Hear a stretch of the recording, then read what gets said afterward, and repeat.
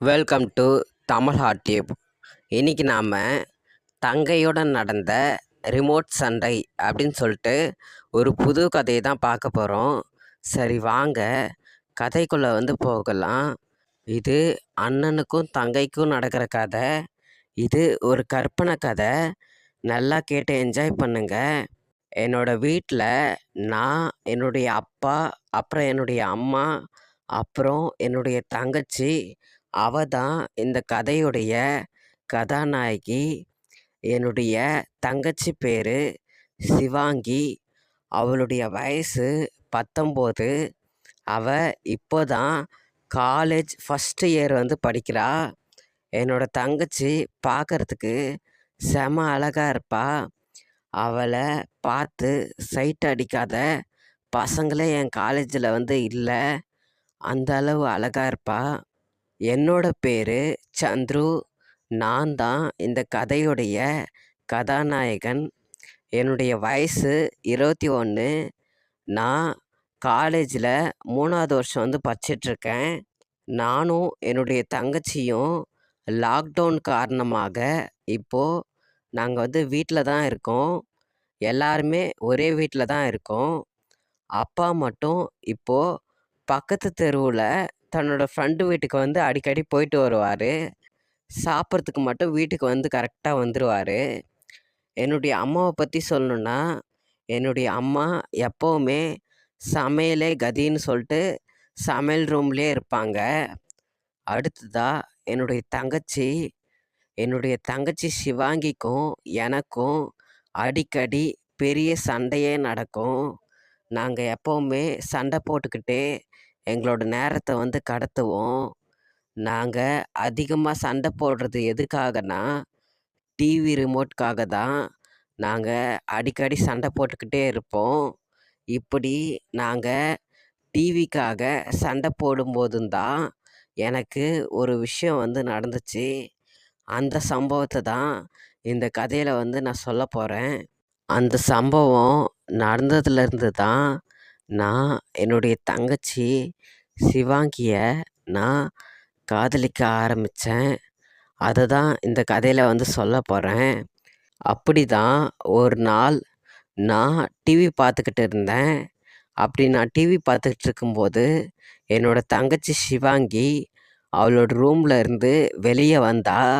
அவள் நேராக என்கிட்ட ரிமோட்டை கொடுடா அப்படின்னு சொல்லிட்டு என்கிட்டேருந்து ரிமோட்டை பிடுங்கிறதுக்கு ட்ரை பண்ணி அவள் அப்படியே பேலன்ஸ் தவறி அப்படியே அவள் என் மேலே விழுந்தா. நானும் அவளை எழுப்பி விட்டேன். ஆனால் அவள் என் கையில் இருந்த ரிமோட்டை விடாமல் பிடிச்சிக்கிட்டே இருந்தா. நானும் அப்படியே சோஃபாவில் சரிஞ்சு விழுந்தேன். அதுக்கப்புறம் என்னோடய தங்கச்சி சிவாங்கி அப்படியே தரையில் விழுந்தா. அதுக்கப்புறம் என்கிட்டேருந்து ரிமோட்டை பிடுங்கினா. அப்படி அவள் என்கிட்டேருந்து ரிமோட்டை பிடுங்கினதும் எனக்கு செம்ம கோவம் வந்துச்சு. இருந்தாலும் தங்கச்சின்னு சொல்லிட்டு அவகிட்டேருந்து பாசமாக கேட்டு பார்த்தேன். ஆனால் அவள் ரிமோட்டு கொடுக்கவே இல்லை. அதுக்கப்புறம் எனக்கு செம்ம கோவம் வந்துச்சு. அதுக்கப்புறம் அவள் ரிமோட்டை விட்டுட்டா. என்னோடய தங்கச்சி வேறு என்னை பார்த்து முறைச்சிக்கிட்டே இருந்தா. அவள் என்னை அப்படியே சுட்டு எரிப்பது போல் கோவமாக பார்த்தா. எனக்கு என்னோடய தங்கச்சி ரொம்ப பிடிக்கும். ஆனால் இந்த ரிமோட் விஷயத்தில் எங்கள் 2 பேருக்குள்ளேயும் எப்போவுமே சண்டை நடந்துக்கிட்டே இருக்கும். அப்போ என்னோடய தங்கச்சி என்னை பார்த்து முறைச்சா. நான் அப்படியே எழுந்து நின்று சாரிடி அப்படின்னு சொன்னேன். அவள் என்னை பார்த்து முறைச்சிக்கிட்டே இருந்தா. அதுக்கப்புறம் நான் என்னோடய தங்கச்சிக்கிட்ட அந்த ரிமோட்டை கொடுத்தேன். அவகிட்ட ரிமோட்டை கொடுத்துட்டு நீயே டிவி பாருடி அப்படின்னு சொல்லிவிட்டு நான் அந்த இடத்த விட்டு என்னோடய ரூமுக்கு போனேன். என்னோடய ரூமுக்கு போய் நான் அப்படியே படுத்தேன். அப்போது எனக்கு என்னோடய தங்கச்சி சிவாங்கி ஞாபகமாகவே இருந்துச்சு. என்னோடய தங்கச்சி சிவாங்கி அவகிட்ட ரிமோட்டுக்காக இப்போ சண்டை போட்டது அதே என் கண்ணு முன்னாடி போச்சு. ஏன்னா என்னுடைய தங்கச்சி அவ்வளோ அழகு. அந்த அழகு தங்கச்சிக்கிட்ட போய் சண்டை போட்டுட்டுமே அப்படின்னு சொல்லிட்டு நான் அவளோட ஞாபகமாகவே படுத்துக்கிட்டு இருந்தேன். எனக்கு அவளை ஃபேஸ் பண்ணுறதுக்கு தைரியமே இல்லை. அதுக்கப்புறம் நான் ச்சே அவள் என்னோட தங்கச்சி, அவளை சைட் அடிக்கக்கூடாது அப்படின்னு சொல்லிட்டு என்ன நானே திட்டிக்கிட்டேன். திட்டிக்கிட்டு அதுக்கப்புறம் நான் அப்படியே தூங்கி எழுந்து நான் என்னோடய ரூமை விட்டுட்டு வெளியே வந்தேன். அப்போது நான் வெளியே வந்துட்டு என்னோடய தங்கச்சியை வந்து பார்த்தேன். என்னோடய தங்கச்சி அப்படியே வீட்டை வந்து கூட்டி பெருக்கிட்டு இருந்தா. அதுக்கப்புறம் என்னோடய தங்கச்சி என் ரூமுக்கு வந்தா. அவள் என் ரூமுக்கு வந்து அப்படியே பெருக்கிக்கிட்டு இருந்தா. அப்போது தான் நான் மறுபடியும் என்னோடய தங்கச்சியை பார்த்து சைட் அடிக்க ஆரம்பித்தேன். நான் என்னையே மறந்து அவளை பார்த்துக்கிட்டு இருந்தேன். அப்போது என்னோடய தங்கச்சி சிவாங்கியும் நான் அவளை தான் பார்த்து சைட் அடிச்சுக்கிட்டு இருக்கேன் அப்படின்னு சொல்லிட்டு அவள் புரிஞ்சுக்கிட்டா. புரிஞ்சுக்கிட்டு அவள் என்னை பார்த்துட்டு என்னடா அப்படின்னு சொல்லிட்டு அவள் என்னை பார்த்து கேட்டா. நான் ஒன்றும் இல்லை அப்படின்னு சொல்லிட்டு தலையாட்டினேன். தலையாட்டிட்டு நான் மறுபடியும் கீழே குனிஞ்சுக்கிட்டேன். ஆனால் என்னோடய தங்கச்சி சிவாங்கி என்னை ஒரு மாதிரி பார்த்து முறைச்சிக்கிட்டே அவள் அந்த ரூமை விட்டு வெளியே போயிட்டா. அதுக்கப்புறம் நான் கொஞ்ச நேரம் கழித்து என்னோடய ரூமை விட்டு வெளியே வந்தேன். அப்போது என்னுடைய அப்பா சோஃபாவில் உக்காந்துக்கிட்டு டீ குடிச்சிக்கிட்டு இருந்தார். என்னுடைய அம்மா அவங்க கையில் ஒரு டீ டம்ளர் எடுத்துக்கிட்டு வந்து என்கிட்ட வந்து குடிக்க கொடுத்தாங்க. நானும் வாங்கி குடிச்சிக்கிட்டு இருந்தேன். அப்போது நான் மணியை பார்த்தேன். மணி 5:30 ஆகி இருந்தது. அப்போ தான் எனக்கு ஒரு யோசனை வந்துச்சு. தினமும் சாயந்தரம் 5:30 மணிக்கு என்னோடய தங்கச்சி சிவாங்கி என்னோடய ரூமை சுத்தம் செய்கிறதுக்கு வருவா. அதனால் அவளை பார்க்கலாம் அப்படின்னு சொல்லிட்டு நான் வேகமாக டீயை குடித்து முடிச்சுட்டு அந்த டீ கிளாஸை அப்படியே வச்சுட்டு நான் அப்படியே வேகமாக போயிட்டு என்னோடய ரூமில் உட்காந்துக்கிட்டு என்னோடய தங்கச்சி வருவதுக்காக நான் அப்படியே வெயிட் பண்ணிக்கிட்டு இருந்தேன். நான் நினச்ச மாதிரியே என்னோடய தங்கச்சி சிவாங்கியும் என்னோடய ரூமை கூட்டி பெருக்கிறதுக்காக வந்தா. நான் அவளையே பார்த்து சைட் அடிச்சுக்கிட்டு இருந்தேன். அதை என்னோடய தங்கச்சி சிவாங்கியும் புரிஞ்சுக்கிட்டா. ஆனால் அவள் என்னை பார்த்து சிரிக்கவே இல்லை. என்னை மறுபடியும் பார்த்து முறைச்சிக்கிட்டே இருந்தா. அவள் முறைச்சிக்கிட்டே வேகமாக என்னோடய ரூமை சுத்தம் பண்ணிவிட்டு அப்படியே என்னோடய ரூமை விட்டு வெளியே போனா. அப்படி போகும்போது என்னை பார்த்து முறைச்சிக்கிட்டே போனா. அதுக்கப்புறம் எனக்கு பயமாயிடுச்சு. இவன் என்ன முறைச்சிக்கிட்டே இருக்கா அப்படின்னு சொல்லிட்டு நான் அப்படியே ரூமை விட்டு வெளியே வந்தேன். அப்போ என்னோடய தங்கச்சி என்கிட்ட வந்து, அண்ணா என்னடா பண்ணுற? எப்போ பார்த்தாலும் உன்னோட தங்கச்சியே பார்த்துட்ருக்க, என்ன சைட் அடிக்கிறியா? நான் உன்னோட தங்கச்சி, அதை ஞாபகம் வச்சுக்கோ அப்படின்னு சொல்லிட்டு அவள் சொன்னா. அதுக்கப்புறம் எனக்கு ரொம்ப பயமாயிடுச்சு. எங்கே அவள் அப்பா அம்மா கிட்ட போட்டு கொடுத்துருவாளோ அப்படின்னு சொல்லிட்டு நான் பயந்து போய் அப்படியே நான் என்னோடய வண்டியை எடுத்துக்கிட்டு என்னோடய ஃப்ரெண்டு வீட்டுக்கு போயிட்டு வரேன் அப்படின்னு சொல்லிட்டு என்னோடய ஃப்ரெண்டு வீட்டுக்கு வந்து போயிட்டேன். அதுக்கப்புறம் நான் அன்றைக்கி வீட்டுக்கு நைட்டு லேட்டாக தான் வந்தேன். நான் லேட்டாக வந்துட்டு நான் அப்படியே சோஃபாவில் உக்காந்துட்டு டிவி பார்க்க ஆரம்பித்தேன். அப்போது என்னோடய தங்கச்சியும் அவளோட ரூமில் இருந்து வெளியே வந்து அவளும் டிவி பார்க்கறதுக்கு வந்து என் பக்கத்தில் வந்து உக்காந்தா.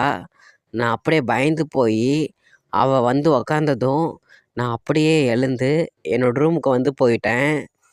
எங்கே என்னோடய தங்கச்சி வீட்டில் போட்டு கொடுத்துருவாளோ, நான் பயந்து போய் உள்ளே போயிட்டேன். அந்த நாள் அப்படியே முடிஞ்சது. மறுநாள் காலையில் அதே மாதிரி அன்னைக்கு நானும் என்னுடைய தங்கச்சியும் ரிமோட்டுக்காக மறுபடியும் சண்டை போட்டுக்கிட்டு இருந்தோம். அப்போது என்னுடைய அம்மா எனக்கு வந்து சப்போர்ட் பண்ணாங்க. எனக்கு சப்போர்ட் பண்ணி ரிமோட்டை வாங்கி என்கிட்ட வந்து என்னோடய அம்மா வந்து கொடுத்தாங்க. கொடுத்துட்டு என்னுடைய அம்மா சமைக்கிறதுக்காக சமையல் ரூமுக்கு வந்து போயிட்டாங்க. அப்போது என்னோடய தங்கச்சி சிவாங்கிக்கு என் மேலேயும் என்னுடைய அம்மா மேலேயும் செம கோபமாயிடுச்சு. டிவி ரிமோட்டை எனக்கு கொடுத்துட்டாங்கன்னு சொல்லிட்டு என்னோடய தங்கச்சி சிவாங்கி ரொம்ப கோவமா உக்காந்துக்கிட்டு இருந்தா. ஆனால் நான் அதை கண்டுக்காம அப்படியே டிவி மாற்றி டிவி போட்டு பார்த்துக்கிட்டு இருந்தேன். அப்போது நான் எதர்ச்சியா என்னோடய தங்கச்சியை வந்து திரும்பி பார்த்தேன். என்னோடய தங்கச்சி ரொம்ப அழகா இருந்தா. அவளை அப்படியே மெய் மறந்து நான் டிவி பார்க்குறத விட்டுட்டு என்னோடய தங்கச்சியே பார்க்க ஆரம்பித்தேன். அப்போது நான் பார்க்குறத என்னோடய தங்கச்சியும் பார்க்க ஆரம்பித்தா. அவள் பார்த்துட்டு நான் அவளை தான் பார்க்குறேன் அப்படின்னு சொல்லிட்டு புரிஞ்சுக்கிட்டு அவள் அந்த பக்கமாக திரும்பி உக்காந்துக்கிட்டா. நானும் அப்படியே சோஃபாவில் அவளுக்கு எதிரில் போய் உக்காந்துக்கிட்டு மறுபடியும் அவளையே பார்க்க ஆரம்பித்தேன். அப்போ அவள் அப்படியே திரும்பி அந்த பக்கம் திரும்பி உக்காந்துக்கிட்டா. நான் அதுக்கப்புறம் ஏண்டி திரும்பி திரும்பி உக்காந்துட்ருக்க, அப்படி திரும்பி உக்காந்தா எப்படி டிவி தெரியும் அப்படின்னு வந்து சொன்னேன். அதுக்கு அவள் போடா எல்லா பசங்களும் ஒரே மாதிரி தான் இருக்கீங்க அப்படின்னு சொல்லிட்டு அவள் வந்து சொன்னான். நான் அவகிட்ட எனக்கு ஒன்றுமே புரியலடி, என்னடி சொல்கிற அப்படின்னு வந்து கேட்டேன். அதுக்கு அவள் எல்லா பசங்களும் ஒரே மாதிரி தாண்டா இருக்கீங்க, பொண்ணுங்களை அப்படியே வாயை பொழந்து பார்த்துட்ருக்கீங்க அப்படின்னு வந்து சொன்னான். அப்போ தான் எனக்கு புரிஞ்சது, நான் அவளை சைட் அடிக்கிறத அவள் கண்டுபிடிச்சிட்டா அப்படின்னு சொல்லிட்டு எனக்கு அப்போ தான் புரிஞ்சது. அதுக்கப்புறம் சரிடி ரிமோட்டை நீயே வச்சுக்கோ, நீயே டிவி பாரு, ஆனால் அந்த பக்கம் திரும்பி உட்காந்து பார்க்காத, இந்த பக்கமாக திரும்பி உட்காந்து பாரு அப்படின்னு வந்து சொன்னேன். அவளும் சிரிச்சுக்கிட்டே என்கிட்ட இந்த ரிமோட்டை வாங்கிக்கிட்டு அவள் என் பக்கமாக திரும்பி உக்காந்துக்கிட்டு அவளுக்கு பிடிச்ச சேனலை வச்சு பார்த்துக்கிட்டு இருந்தா. ஆனால் நான் டிவி பார்க்காம அவளே பார்த்துக்கிட்டு இருந்தேன். நான் பார்க்குறத பார்த்துட்டு என்னோடய தங்கச்சி என்கிட்ட என்னடா இங்கேயே பார்த்துட்ருக்க, டிவி பாரு அப்படின்னு வந்து சொன்னான். ஆனால் நான் அவளையே வச்ச கண்ணு வாங்காமல் பார்த்துக்கிட்டு இருந்தேன். அப்போது என்னோடய தங்கச்சி என் தலையில் நங்குன்னு ஒரு கொட்டு கொட்டினா. அவள் கொட்டினதுக்கப்புறம் நான் சுயநினைவுக்கு வந்தேன். சுயநினைவுக்கு வந்து நான் என் தலையை அப்படி தடவிக்கிட்டே என்னோடய தங்கச்சி சிவாங்கியை வந்து பார்த்தேன். என்னோடய தங்கச்சி சிவாங்கி என் கையில் ரிமோட்டை கொடுத்துட்டு, டேய் தொடச்சிக்கோ, எல்லா ஆம்பளையும் ஒரே மாதிரி தாண்டா இருக்கீங்க அப்படின்னு சொல்லிட்டு அவள் அப்படியே எழுந்து அவளோட ரூமுக்கு வந்து போயிட்டா. நான் அப்படியே பயந்து போய் உக்காந்துக்கிட்டு இருந்தேன்.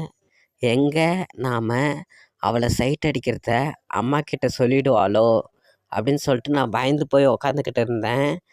அதுக்கப்புறம் கொஞ்ச நேரம் கழித்து நான் வெளியே வந்து பார்த்தேன். அப்போ என்னோடய தங்கச்சி சோஃபாவில் உட்காந்துக்கிட்டு டிவி பார்த்துக்கிட்டு இருந்தா. நான் என்னோடய தங்கச்சிக்கிட்ட வம்பு இழுக்கலாம் அப்படின்னு சொல்லிட்டு அவள் பக்கத்தில் உட்காந்துக்கிட்டு ரிமோட்டை கொடுடி அப்படின்னு வந்து கேட்டேன். ஆனால் என்னோடய தங்கச்சி இந்த முறை அவள் எதுவுமே பேசாமல் என் கையில் வந்து ரிமோட்டை கொடுத்தா.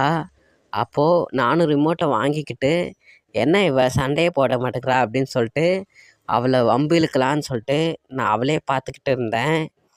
அப்போது என்னோடய தங்கச்சி என்னை பார்த்து சிரித்தா.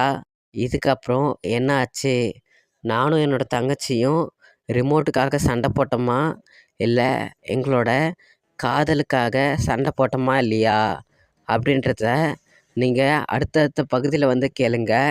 இந்த கதை போக போக ரொம்ப சுவாரஸ்யமாக இருக்கும். அதனால் தொடர்ந்து கேட்டுகிட்டே இருங்க. நன்றி.